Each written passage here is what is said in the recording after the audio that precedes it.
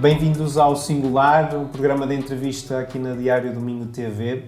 Eu sou o Rui Ferreira e é uma honra estar aqui a conduzir esta série de entrevistas na área da cultura.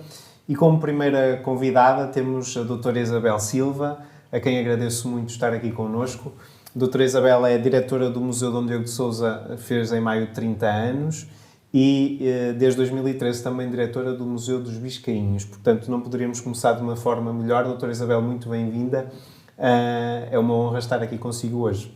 Muito obrigada, Rui. É um gosto estar aqui neste estúdio do Diário do Minho e, sobretudo, estar aqui consigo, porque sei que este é um projeto também que está a iniciar e que certamente desenvolverá com muito gosto nos próximos tempos. Muito bem. Doutora Isabel, obviamente que vamos falar da nova coleção do Museu Dom Diogo de Sousa e esse será um dos temas desta conversa, mas eu gostaria um bocadinho de falar sobre si, até para as pessoas lá em casa perceberem um bocadinho quem é a doutora Isabel, como é que vem parar ao Museu Dom Diogo de Sousa e, acima de tudo, o que é que a fez chegar até aqui, à história e à arqueologia. A primeira pergunta que eu tinha para si é: a doutora Isabel é uma bracarense adotada, portanto, é uma bracarense de coração, com certeza, mas nasceu em Moçambique. É verdade. E, portanto, eu gostava de lhe perguntar que memórias é que guarda desse tempo em Moçambique, sabendo eu que veio para Braga relativamente jovem. Veio para Braga, para Portugal, relativamente jovem. É verdade.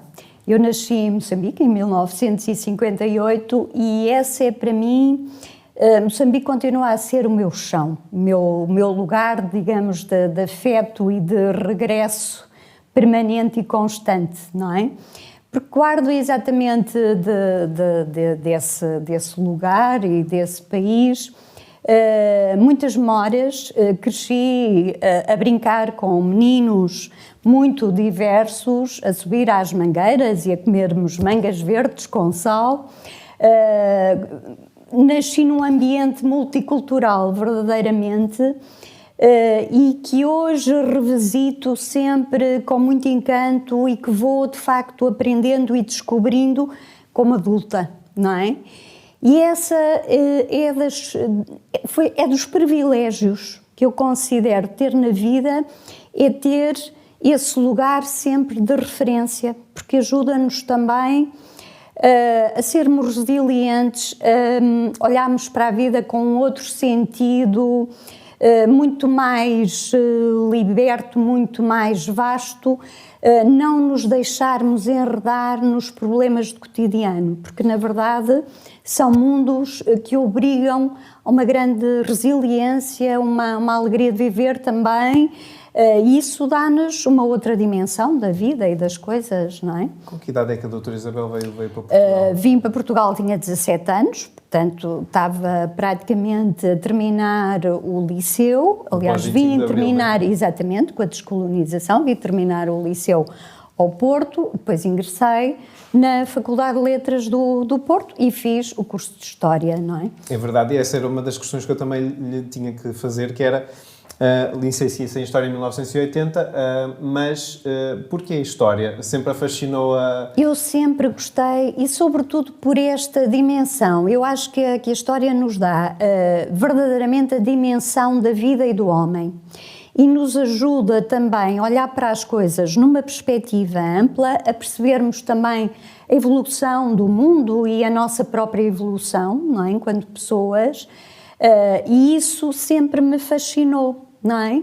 E, portanto, história é nesse sentido, poder fazer alguma coisa diferente. Inicialmente até achei que iria enveredar pela carreira do ensino.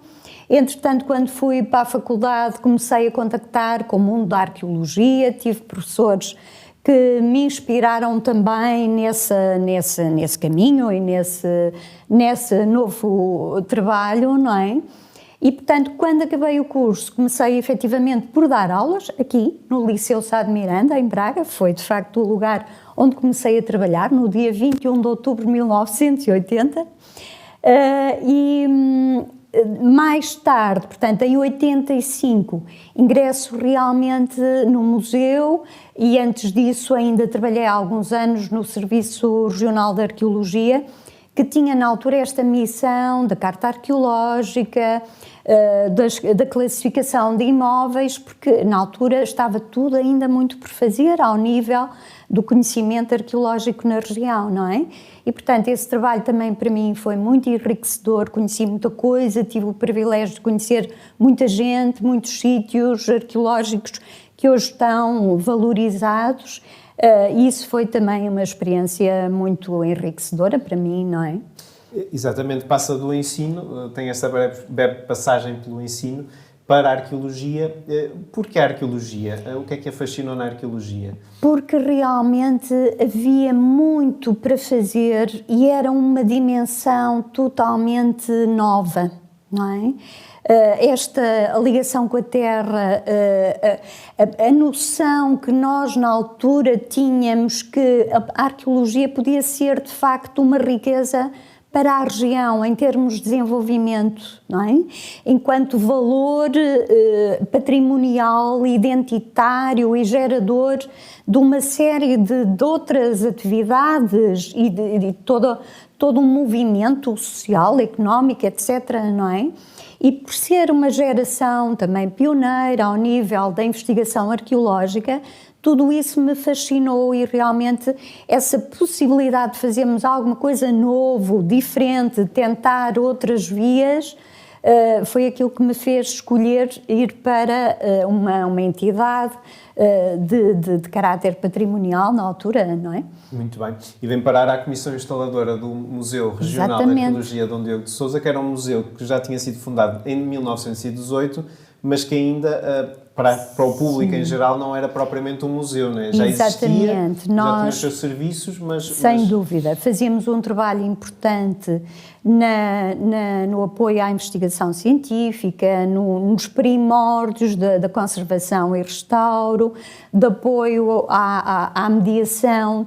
Na altura, tomávamos conta das termas do Alto da Cividade, fazíamos a partir daí todo um trabalho com a comunidade e, sobretudo, com a comunidade escolar, no sentido de sensibilizar para a arqueologia e, portanto, foi todo um trabalho de base, não é? Começámos praticamente do nada, não é?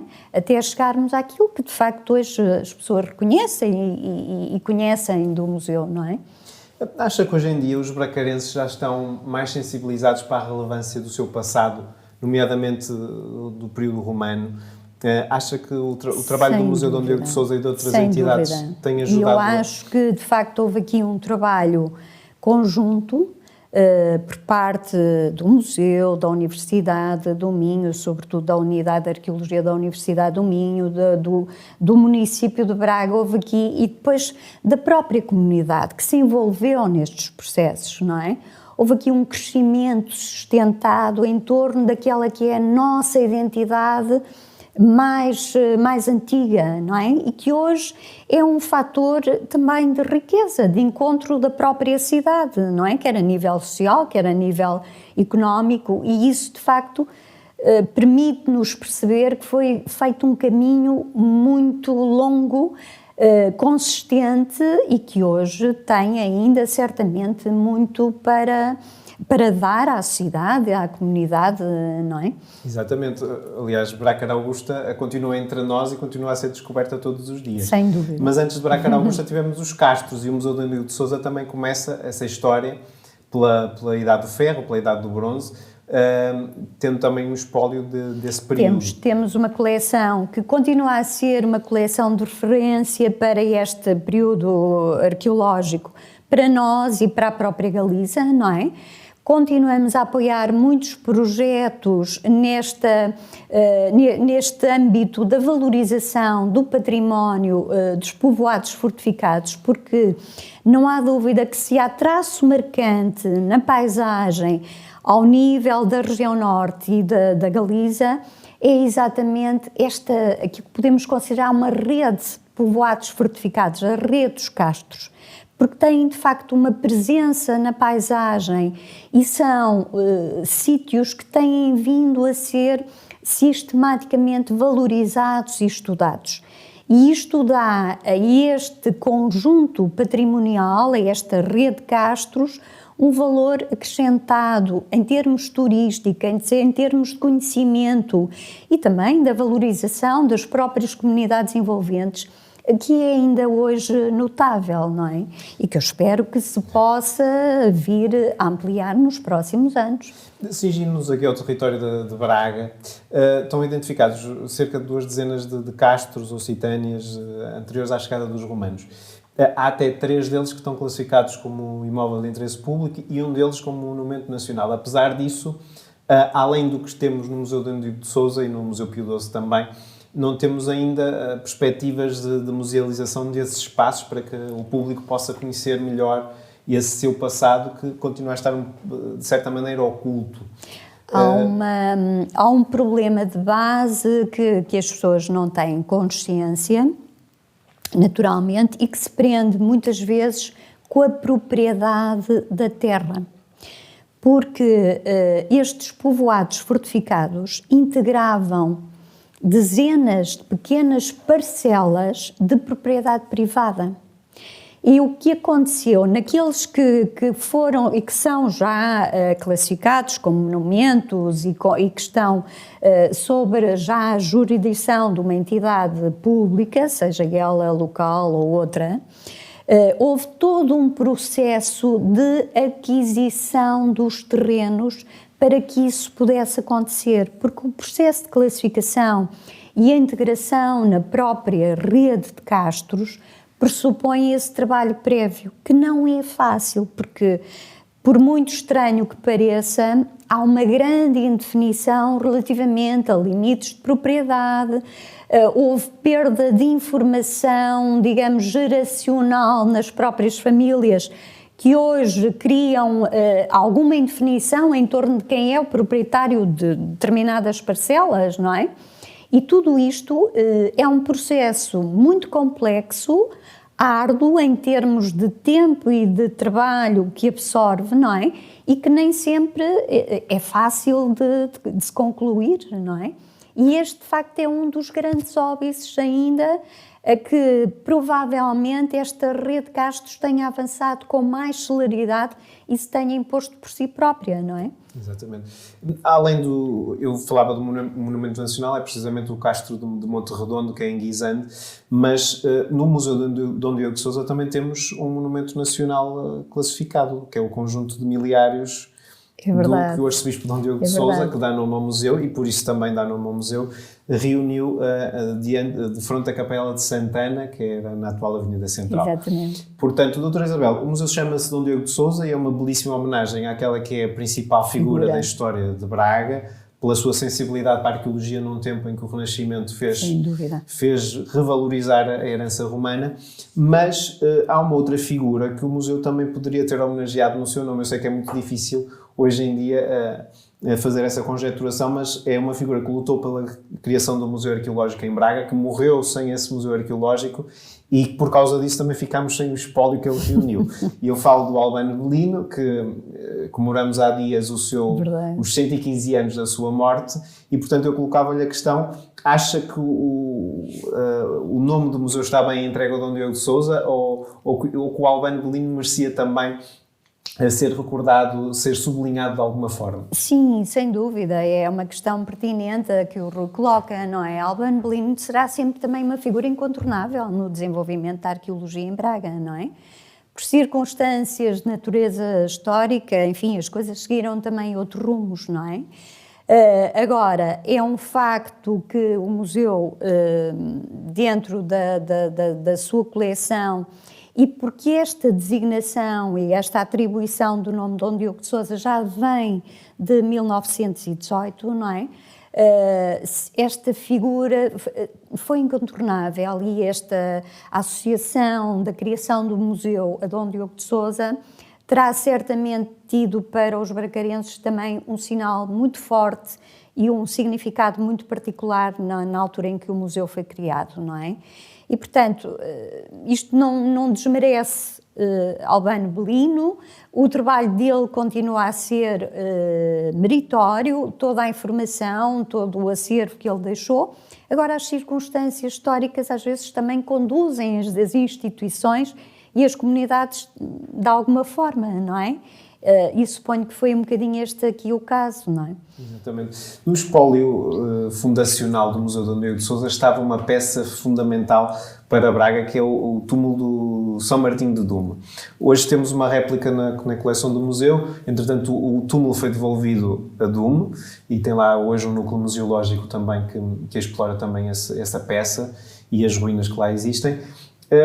Existe uma pedra, pelo menos na coleção do Albano Belino, que faz referência aos bracaraustanos, que é o famoso altar de semelho, que está no Museu Martim Charmente, em Guimarães. Não acha que essa pedra poderia também ser devolvida aos dignos detentores? Nós tentámos, talvez em 2005, 2006, tentámos com a Sociedade Martim Charmento realizar, digamos, um depósito, não é, dessa ara, por ser de facto uma peça emblemática no Museu Dom Diogo de Sousa. Na altura não foi esse o entendimento da Sociedade Martim Charmento.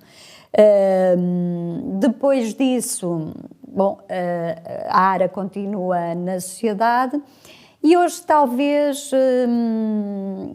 nós tenhamos também sobre as coisas uma perspectiva um bocadinho mais ampla, não é? No fundo, talvez não tão, como é que eu hei dizer, não direi regionalista, mas temos talvez esta visão mais alargada e esta perspectiva de que independentemente do sítio onde as coisas estão, o conhecimento não é anulado, não é? Temos acesso às peças e à informação de outras maneiras, não é?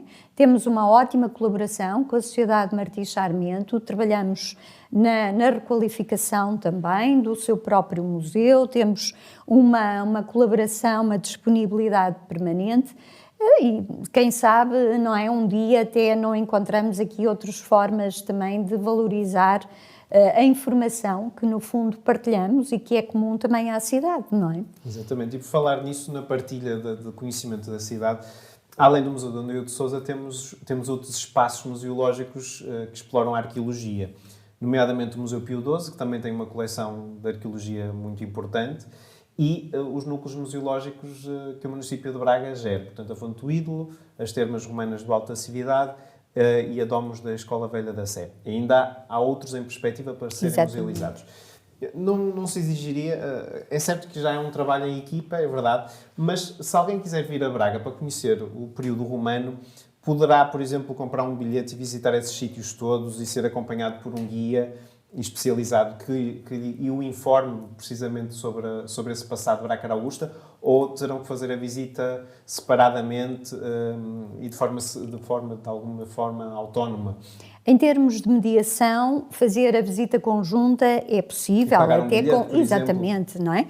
Agora, há um constrangimento que tem a ver com as questões de natureza administrativa. O Estado, na sua generalidade, tem uma administração muito rígida, não é? E, portanto, a partir do momento que o dinheiro entra, ele entra diretamente no Ministério das Finanças e distribuir, retirar e gerir esse dinheiro ainda é um processo extraordinariamente complexo e difícil, não é? O mesmo se passa para o município e para o Museu Pio XII, não é? Porque são entidades, digamos, autónomas e independentes, não é? Portanto, estas questões, digamos, da administração do Estado continuam a ser difíceis de gerir a muitos níveis, não é? Até ao nível do mecenato, por exemplo, não é? Muito complicado o Estado receber diretamente mecenato, não é? O desejável era que, de facto, pudesse vir a haver aqui, digamos, canais de comunicação e uma agilização destas questões de natureza administrativa que permitissem as pessoas comprarem um bilhete único, usufruir daquilo que a cidade oferece e sem estes constrangimentos, não é? Acho que lá chegaremos, isto no fundo, não é? Quem começou de nada também tem essa perspectiva Exatamente. De que as coisas poderão mudar e certamente mudarão para melhor. Muito bem. E para breve está prevista a musealização da Ínsula das Carvalheiras, finalmente. Há alguns outros espaços que entenda que poderiam ser prioritários também para uma intervenção próxima? Não, a Ínsula das Carvalheiras tem de facto um caráter muito particular e primordial e importante para todos, não é? Porque temos ali a definição clara de uma unidade habitacional, não é? As ruínas, não estando num estado de conservação, digamos, monumental, porque nada em Braga deixou de ser reutilizado, não é? A pedra foi permanentemente reutilizada e é a diferença entre uma cidade viva e cidades mortas, como por exemplo Conímbriga, não é? As dinâmicas foram gerando a otimização dos recursos visíveis, não é? Não sendo de facto uma ruína com uma monumentalidade excepcional, é que temos um conhecimento sobre esse sítio e temos suficiente informação para transformar aquele quarteirão romano num ponto âncora para a cidade e de conhecimento daquilo que era também a organização do espaço urbano de Brácara Augusta, não é? Muito bem, ainda antes de passarmos para o prato fundamental desta entrevista, que é a nova coleção do museu, perguntar-lhe só se Braga foi capital dos suevos, portanto foi capital de um reino que ocupou mais ou menos durante longo tempo a antiga província da Galécia, a atual Galiza, né? O Museu do Dom Sousa poderia ter um espaço, um dos núcleos da sua exposição apenas devotado aos suevos? Já há material suficiente para fazer essa memória? Não temos, gostávamos muito de ter, acho que essa é de facto uma necessidade que todos sentimos, não é? Ver aqui uma maior consistência relativamente ao que é o conhecimento, ao estudo dos testemunhos desta época, e depois um tratamento da informação até compatível hoje com as novas tecnologias e com a versatilidade dos suportes informativos que hoje podemos ter ao alcance, não é? Acho que essa é de facto uma valência de que todos sentimos falta, por circunstâncias de natureza vária, tem sido um período menos conhecido, menos estudado. Presumo que isso poderá ser contrariado e que a médio prazo possamos ter muito mais conhecimento sobre esse período do que temos atualmente, não é?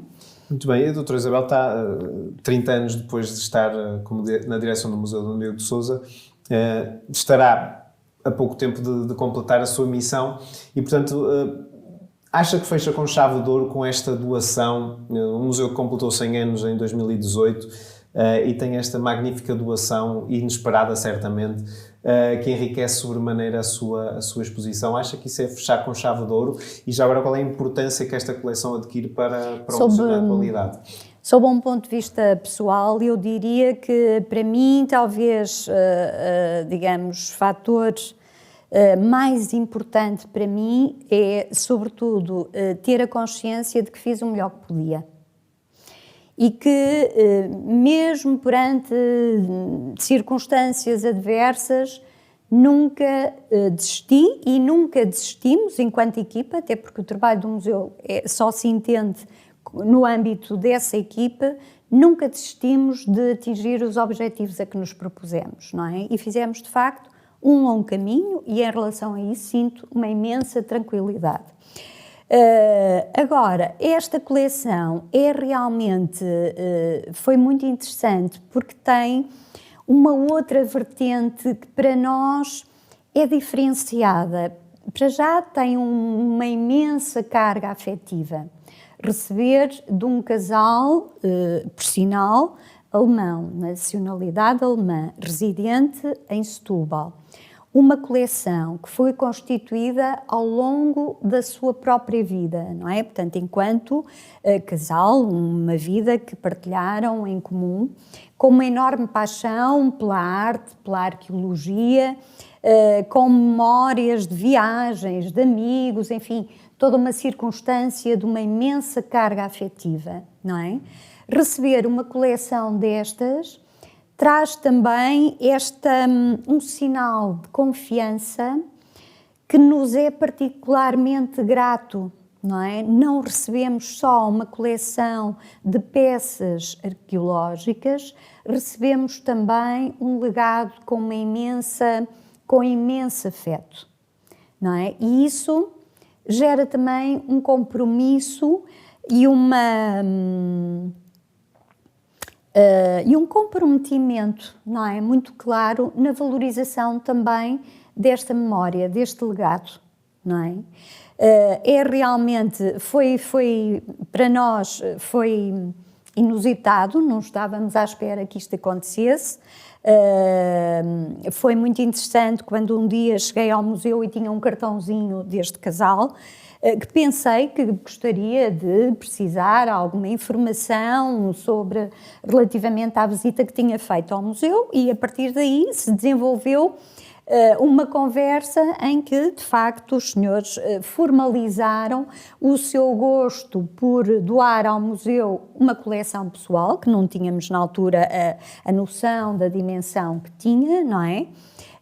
Porque acharam que o museu tinha, de facto, um trabalho integrado nesta medida em que apoiava a investigação, tinha um laboratório de conservação e restauro, fazia mediação e havia uma estratégia de cidade que valorizava e que se concertava em termos da afirmação da nossa identidade mais antiga, não é?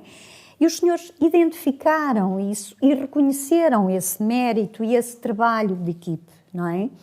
E isso é muito importante também, é gratificante, sobretudo para o museu, não é? Porque é o reconhecimento de alguém que nos era completamente estranho, todo um trabalho de muitos anos, e há aqui uma escolha deliberada, há um sinal de confiança, não é?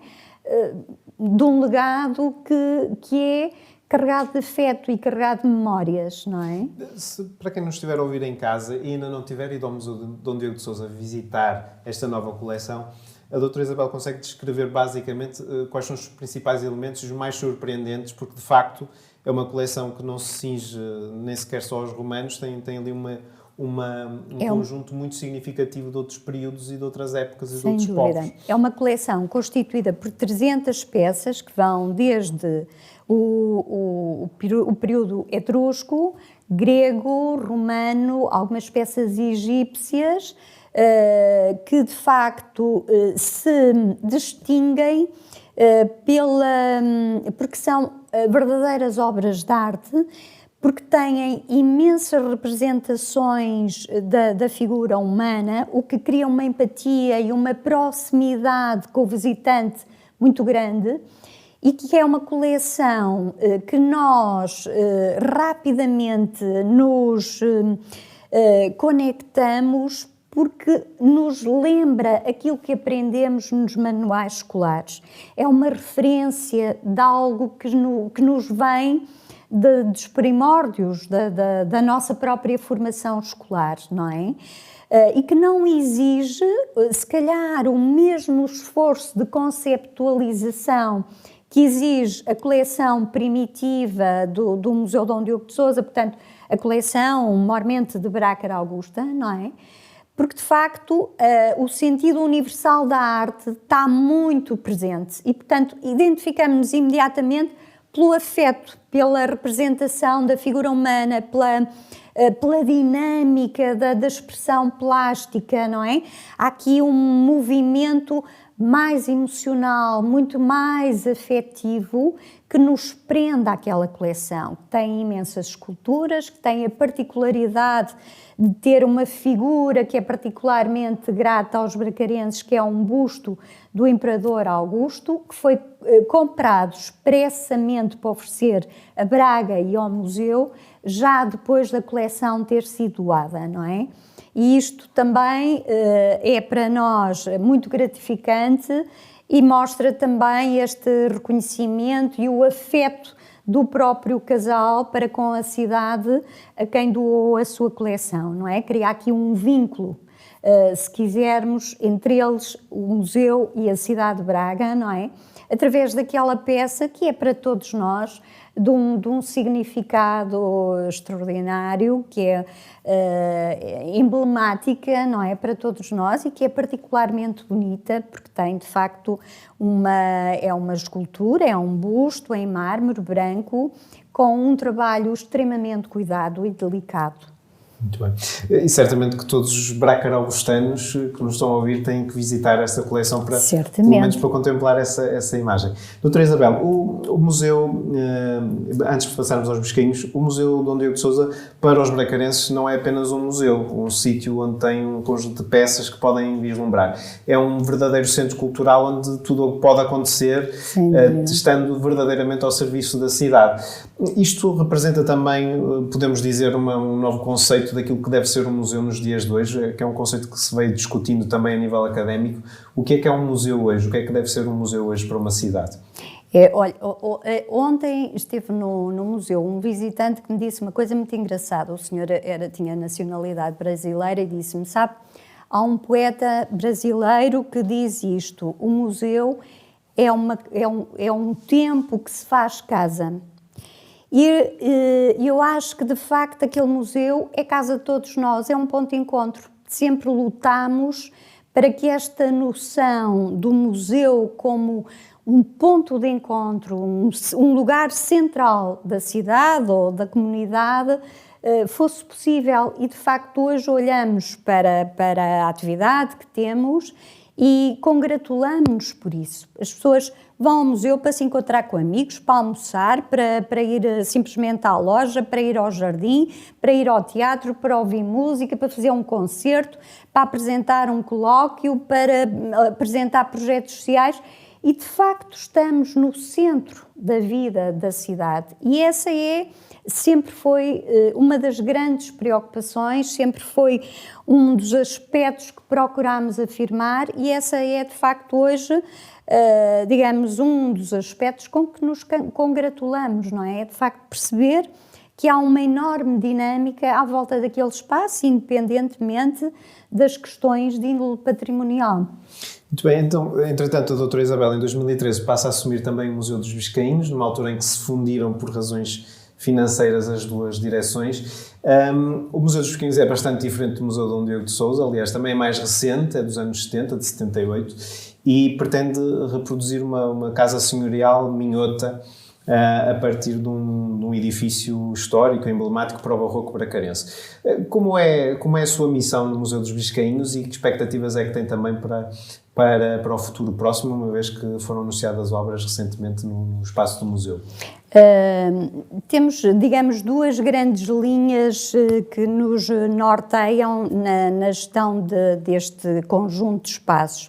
Por um lado, é criar essas dinâmicas de cidade e de região, não é? Que de facto sejam museus totalmente abertos à comunidade, onde as pessoas se encontram e se revejam nesses equipamentos.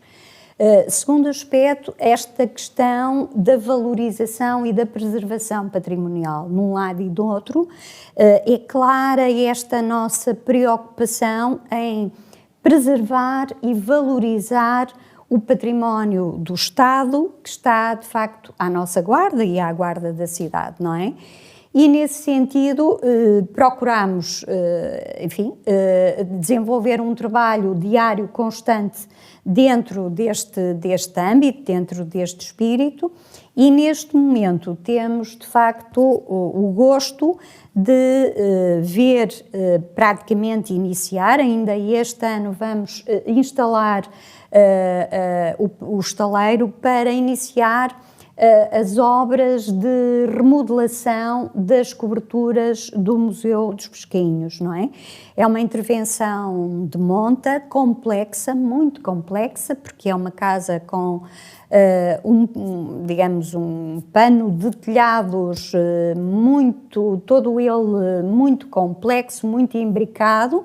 É uma casa muito sensível, porque temos muita pintura mural, temos tetos muito trabalhados, portanto há ali um património de grande sensibilidade e que importa preservar e conciliar o desenvolvimento da obra e da valorização do imóvel com a sua preservação, não é? Portanto, felizmente vamos poder iniciar esse ciclo de valorização da Casa dos Pescainhos agora e a seguir articular com o plano de resiliência que intervirá exatamente também no próprio imóvel, mas também no jardim, não é? Já há um plano também para intervenção conjunta de forma a valorizar este conjunto patrimonial casa e jardim.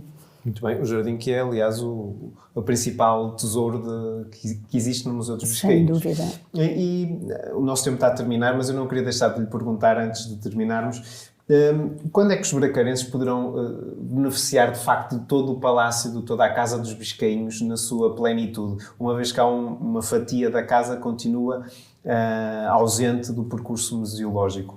Olha, eu espero que muito em breve. Para começar, a obra vai se iniciar justamente por aí, por aquela ala oriental, que sendo propriedade do museu, tem outra ocupação. E nessa medida vamos começar já a intervenção este ano por toda essa ala, não é? De forma a valorizar toda a cobertura dessa ala do imóvel e poder, a muito curto prazo, articulá-la com a casa, digamos, que é atualmente a parte da casa que está afeta, que funciona como museu, de forma que possamos alargar e requalificar todo o circuito museológico de acordo com aquilo que a cidade espera de nós e com a obrigação que nós temos também para com a cidade, não é? E há ainda uma coleção de brinquedos que veio do Museu de Etnologia do Porto, que também ainda está por colocar na exposição permanente do museu. Não sei se a exposição permanente do museu será o sítio mais indicado para essa coleção, porque ela de facto tem um caráter intrínseco e uma mais-valia que talvez não seja totalmente compatível com a natureza daquele espaço, não é?